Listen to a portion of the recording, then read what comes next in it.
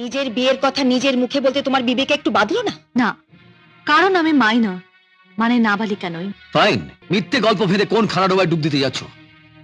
সত্যি কি মিথ্যে কদিন পরে জানতে পারবে। আর আমি যেখানে ডুবতে যাচ্ছি সেটা আভিজাত্য বংশে, টাকা পয়সা, বাড়ি গাড়িতে একটা সমুদ্র। বৌদি, আমার সবকিছু সহ্য হয়, শুধু পরের বারের মেয়ের উপদেশ ছাড়া। স্যার নমস্কার। নমস্কার স্যার। কি ব্যাপার সাত সকালে মন্দিরে কি মনে করে ঘটক বাবাজি?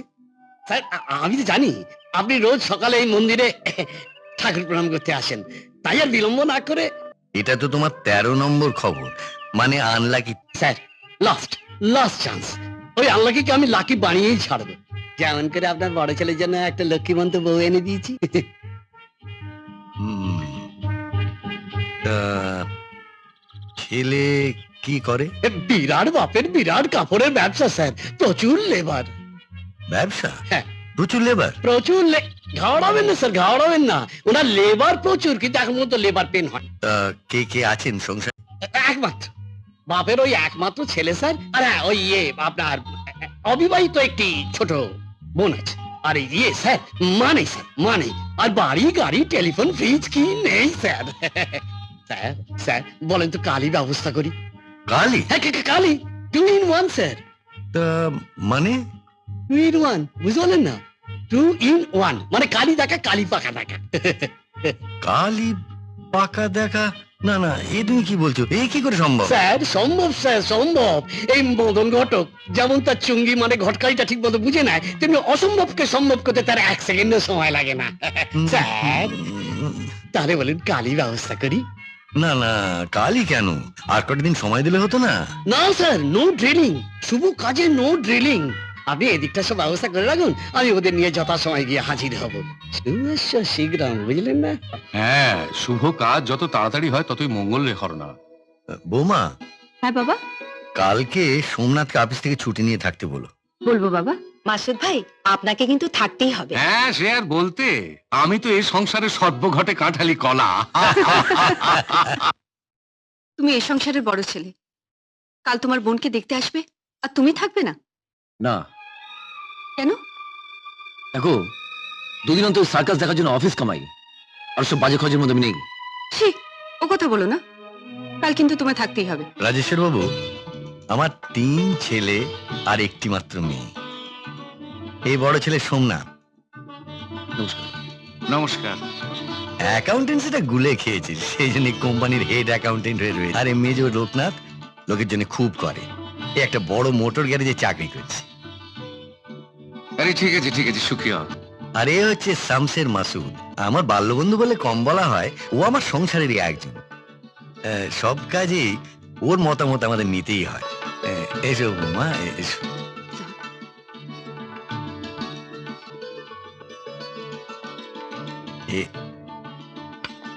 এটি আমার পুত্রবধূ সীতা। ও আচ্ছা, ঠিক আছে, আয়ুষ্মতি হও মা। আর এটি হলো আমার কনিষ্ঠ পুত্র বিদ্যাসাগর। বিদ্যাসাগর পড়াশোনায় তাহলে নিশ্চয়ই ভালো।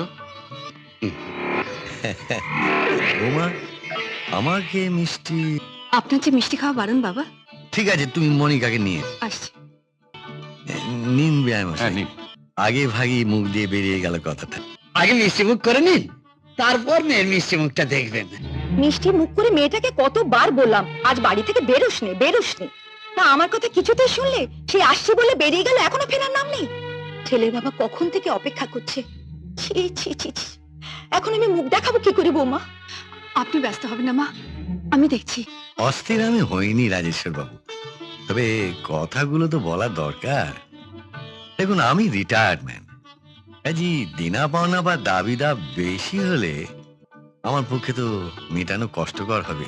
দিনা পাওনা দর কষাকষি করে আমি তো ছেলের বউ কিনতে আসিনি হরনাথ বাবু। আমি শুধু আশা করব পুত্রবধূ আমার সংসারে কি আনন্দময় হয়ে উঠুক। কথা তো নয়, যেন হীরের টুকরো ছড়িয়ে দিলেন স্যার। এই ব্যাপারে মনিকা মাকে আপনারা 100-র মধ্যে 100ই দিতে পারবেন। বাবা, বাবা, হ্যাঁ মা? আপনারা একটু ভেতরে আসবেন।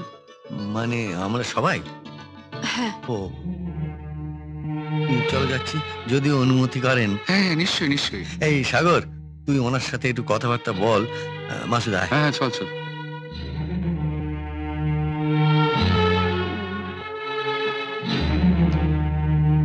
আমার ঘটকালির টাকাটা মনে হচ্ছে HMV হয়ে গেল স্যার। HMV মানে? HMV, হঠাৎ মায়ের ভোগে। চাপ। না, ঠিক আছে। তো বিদ্যাসাগর, হঠাৎ তোমার বৌদি এসে জাল ফেলে মাছ ধরার মতো সবাইকে ছেঁকে তুলে নিয়ে গেলেন কিভাবে বলো তো?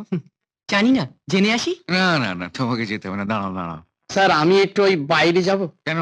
না মানে ওই জল মাইনাস আর কি। বসো। ছি ছি ছি ছি ছি, লজ্জায় আমার মাথা কাটা যাচ্ছে। সমু, তুই তুই বরং রাজেশ্বর বাবুকে একটু বুঝিয়ে বল বাবা। না মা, আমি ওসবের মধ্যে নেই। আর শুধু শুধু আমার অফিসটা কামাই হলো।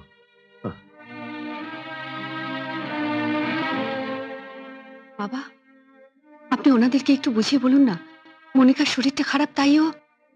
না বৌমা, মিথ্যে কথা আমি বলতে পারবো না। ঠিক আছে, তোদের কাউকে কিছু বলতে হবে না। আমি যাচ্ছি, আমি গিয়ে ওদের যা বলার বুঝিয়ে বলছি। আশ্চর্য, কোন বাড়ির মেয়ে না বলে কেউ এরকম উধাও হয়ে যায় পাকা দেখার দিনে?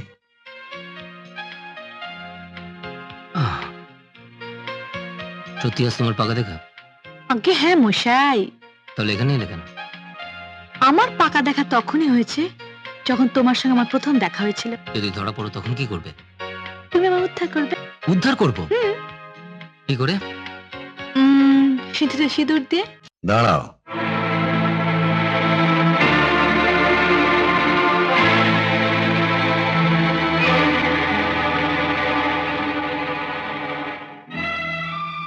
তোমার কাছে আমাদের কিছু জানার আছে। বলো। আজ তোমাকে কিছু বলা হয়েছিল? হ্যাঁ, কিন্তু আমি মাকে তো বলেই দিয়েছি আমার বিয়ের ব্যাপারে তোমাদের কিছু ভাবতে হবে না। মনি, এতটা লায়ক তুমি হয়ে যাওনি যে মা বাবার কথা অগ্রাহ্য করবে। কি আশ্চর্য ব্যাপার, আমার বিয়ের ব্যাপারে আমার কোনো মতামত থাকবে না? না, থাকবে না। আমরা পছন্দ করে যে পাত্র দেব তাকেই তোমার বিয়ে করতে হবে। সরি মা, আমি কাকে বিয়ে করব না করব সেটা আমি ঠিক করব।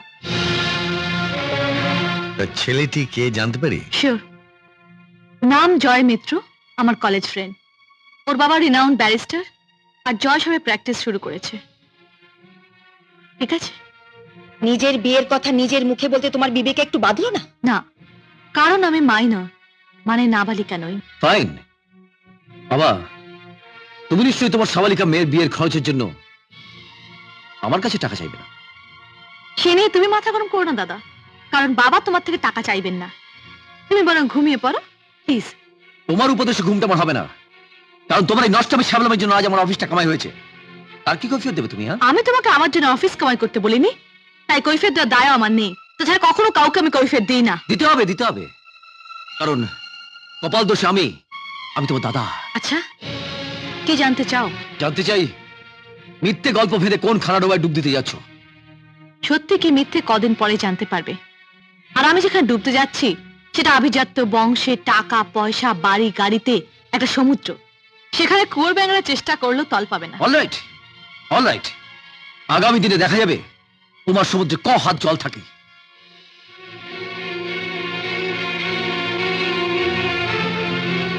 মনি, আমি বলছিলাম কি, মা বাবার মনে আঘাত দিয়ে কিছু করাটা কি ঠিক হবে?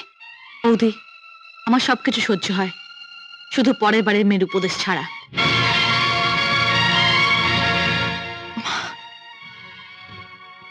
এরকম আরো অনেক সিনেমা দেখতে হলে ডাউনলোড করুন ক্লিক অ্যাপ।